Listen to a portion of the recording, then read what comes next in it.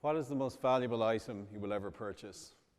If I asked that question here today, I'm sure I'd get a range of responses, from phones to cars to homes. But I imagine very few people would mention food. My granddad had a small mixed farm in the west of Ireland. He was also head gardener at Castle, where he grew vegetables in a walled garden. In fact, he grew most of his own food, as did many in the locality back then. This food was more nutritious, it was fresher, it tasted better than food today. It was free from chemicals, it was local and seasonal. Most of those mixed family farms are now gone. A couple of years ago at a rural development meeting, a government official stood up and he questioned the demise of the mixed family farm. The response in the room, silence. The official, he's now gone. And the message today, get big, industrialize, or get out. Today, when we walk into a supermarket, we don't have too much time to think about where our food comes from or how it was produced.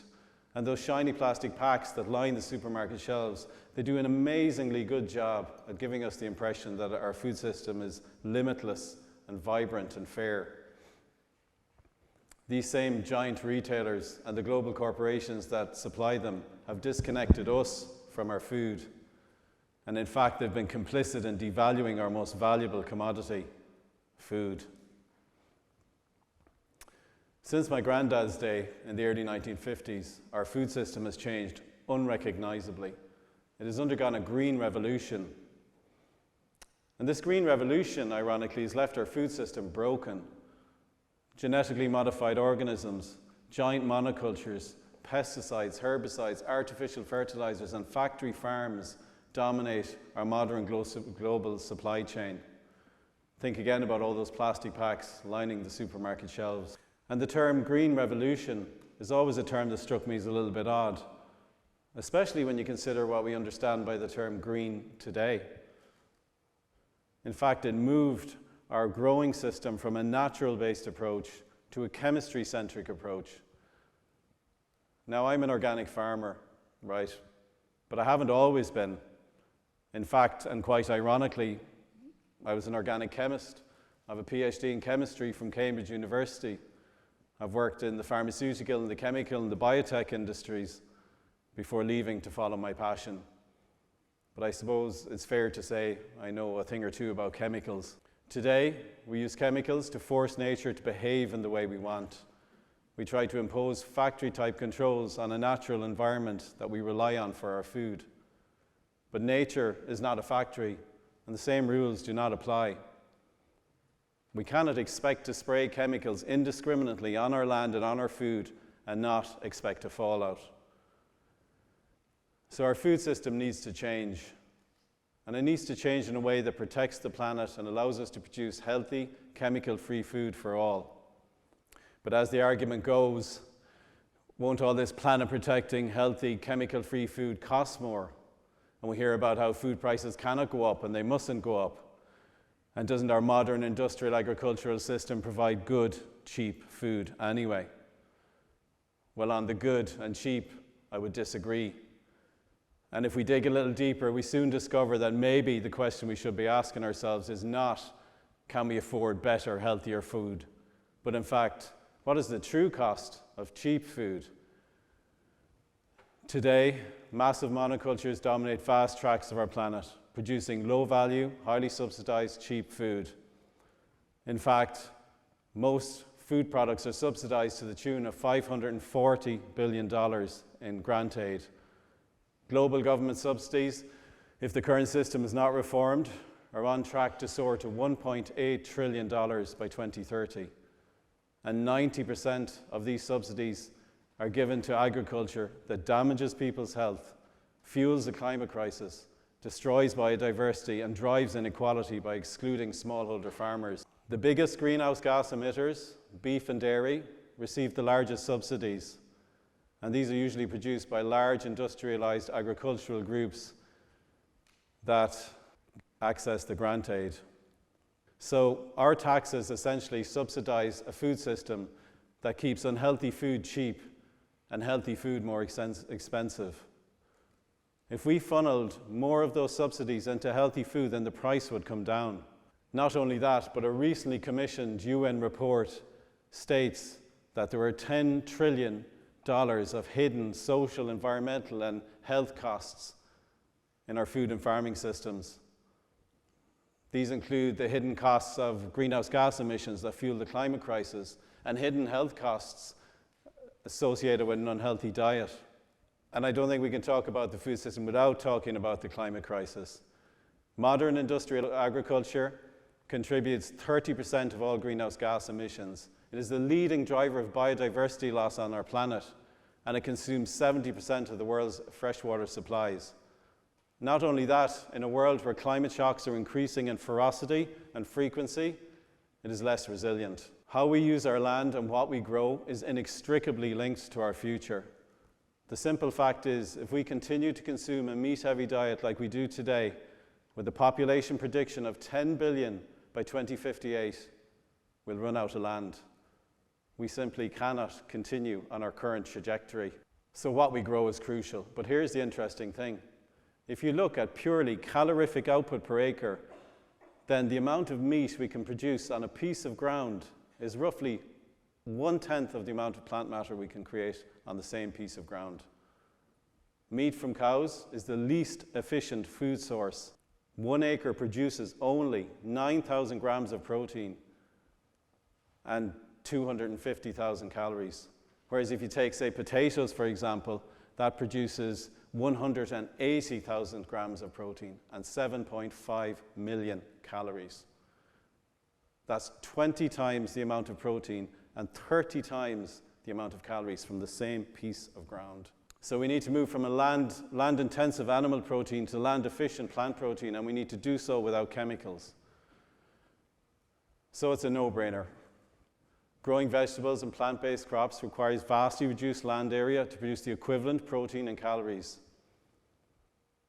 If we switch to a mostly plant-based diet, we could feed an additional 2 billion people with less agricultural land area than we use today. And there's a critical link between what we grow and pesticide use in agriculture. In fact, the majority of crops grown to feed animals are dependent on genetically modified plants. And these plants have been engineered to be more resistant to the herbicide glyphosate, allowing ever-increasing doses of this probable carcinogen to be sprayed on these crops. And systemic is an important word, because that means the chemical is absorbed onto the leaf of the plant, it stays in the plant prior to harvest, and it's in the plant when that plant is fed to the animals or to the humans. In 2023, there was $10.5 billion of glyphosate sold and sprayed on our planet. And these herbicides and pesticides are powerful chemicals. Let me give you an example. 1 teaspoon of the neonicotinoid pesticide thiamethoxam can kill 1 billion bees. And bees have been in decline since after World War II. They've been in decline because we've changed our agricultural system. We've stopped growing cover crops such as clover and phacelia. We've started spraying pesticides which kill the insects and kill the bees. We've started spraying herbicides which kill the plants, the flowering plants and the weeds that the bees also need for food. 2 years ago, during our annual organic inspection, an inspector came to our farm and took a sample of kale away. That sample of kale was taken away and screened for a shocking 870 different chemicals. That's 870 different chemicals that can be used on our food, on our land, against nature. And we assume our food is safe, and rightly so. And government regulators do set limits on the amount of pesticides that are allowed in our food. And these limits are called MRLs, or maximum residue limits. But here's a couple of things to consider. One, we set limits. Therefore, there's an assumption there that there may be pesticides in our food. Is that okay? And number two, and this is an interesting one, for the same chemical in a different crop, the limit can be set differently. And let me frame this for you. Glyphosate in oats, the MRL for glyphosate in oats is 20 milligrams per kilogram. In wheat, it's 10, half what it is in oats. So as you're sitting at your breakfast table eating your porridge, you're entitled to have double the helping of glyphosate with your porridge than you are with your oats. And is that okay? So our factory farming, chemically laden, meat-heavy agricultural system is optimized for profit and price over our health and our planet. Now, don't get me wrong, profit and price are important, but there is a better way, a middle way. And we on our farm, we also optimize for quality and biodiversity and for nature.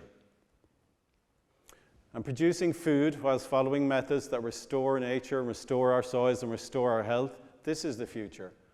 Using crop rotations, incorporating green manures, using agroforestry, growing hedgerows, leaving wild areas for biodiversity to flourish. This offers a real viable alternative to our modern industrial system. So we're at a crossroads now, but this is our golden opportunity. This is our chance to change our food system and in so doing reduce our impact on the planet, improve biodiversity, give people access to local better food and remove toxic chemicals from our food and our land. Because how we farm must change. We must change to growing more plant-based crops on local farms and support a network of organic farms and farmers that share common values. So I think at this stage we've answered the question, can we afford cheap food? But maybe now it's time to ask ourselves one final question, and that is, what is the true value of our food? And you can taste value. Fresh food, full of flavor, full of nutrients, full of life, without hidden chemicals, that's very valuable indeed. And we often have people that come to us and they say, shop-bought carrots don't taste of anything. And carrots from us remind them about how carrots used to taste. That's value. If you've ever tasted a freshly harvested tomato, you'll know what I'm talking about here. You can taste value. And if you've never grown anything yourself, that's okay. Don't worry, we can start today. If you have a flower pot or a balcony or a garden, you have the means to grow a little of your own food. Sowing a seed and harvesting something you've planted yourself can reconnect us with the value of our food and the miracle of nature. So I've been growing organic food for 21 years now. And our farm and our business was born out of the desire to make a meaningful change to our food system. And we're doing this by practicing sustainable agriculture and supporting a network of farmers that share common values, are organic in practice and in spirit. And we're doing this to give people the choice and the means to access the same local, good quality, chemical-free food as my granddad had all those years ago. And here's the very best bit about all of this. We, as consumers, when it comes to our food, have real power. We have the power to choose wisely, the power to decide what to purchase and where to purchase it. And our choices and our decisions matter. They can affect great change. And just remember, turning one positive food habit, turning one positive food choice into a habit can quite literally change the world. Or in the famous words of Margaret Mead, never doubt that a small group of thoughtful, committed individuals can change the world. Indeed, it's the only thing that ever has. Thank you.